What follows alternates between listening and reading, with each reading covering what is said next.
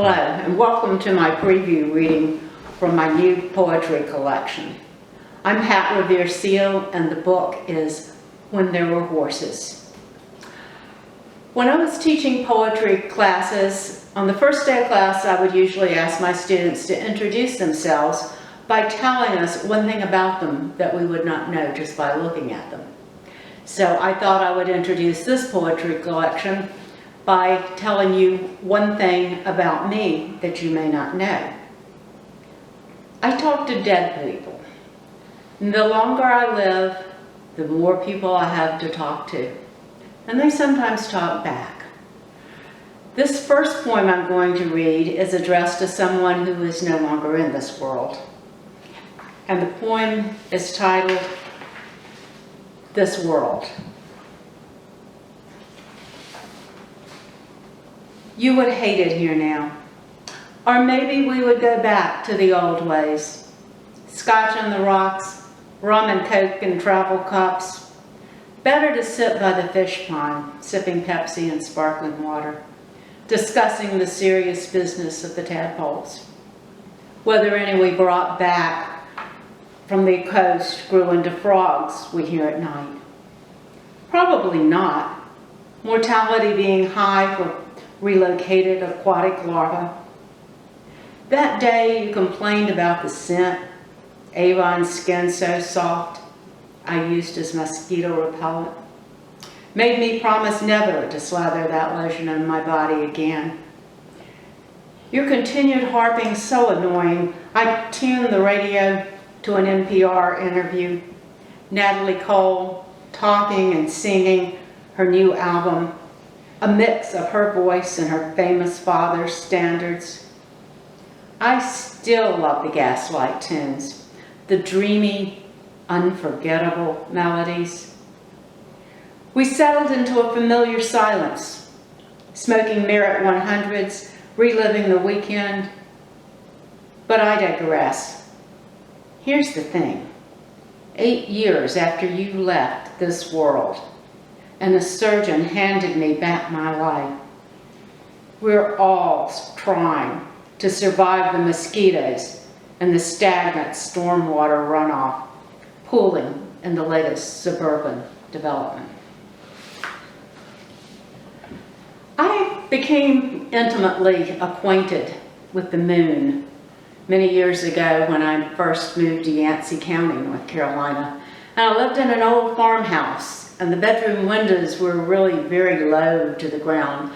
And on nights when there was a full moon, the moonlight would fill my bedroom, and it would wake me up, and I would usually go outside and just enjoy the moon, sometimes lie in the grass.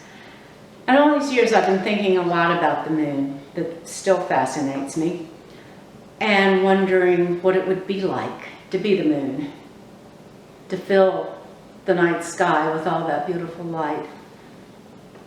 This poem is what the moon knows. She knows shadow, how to slip behind clouds. She's perfected the art of disappearing.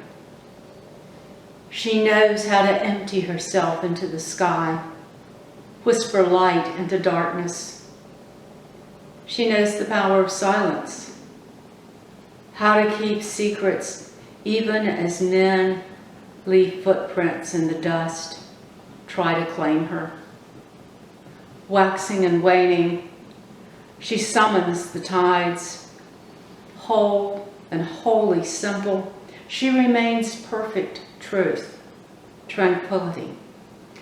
Friend and muse, she knows the hearts of lovers and lunatics.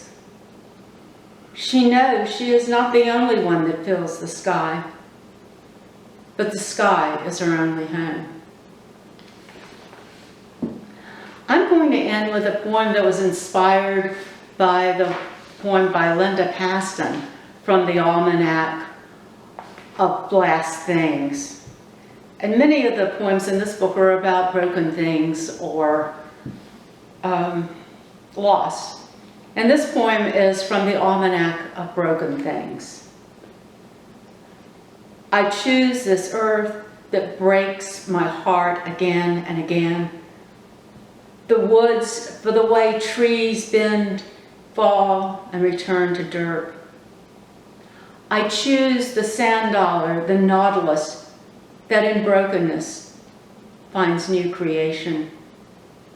I choose the favorite doll that no longer cries, loved into silence, into rags. I choose the memory of a stranger's touch that lifted my face above water. Because I did not drown, I choose morning, the gauzy gray dawn that returns. I choose the once wild palomino, whose beauty can never be tamed.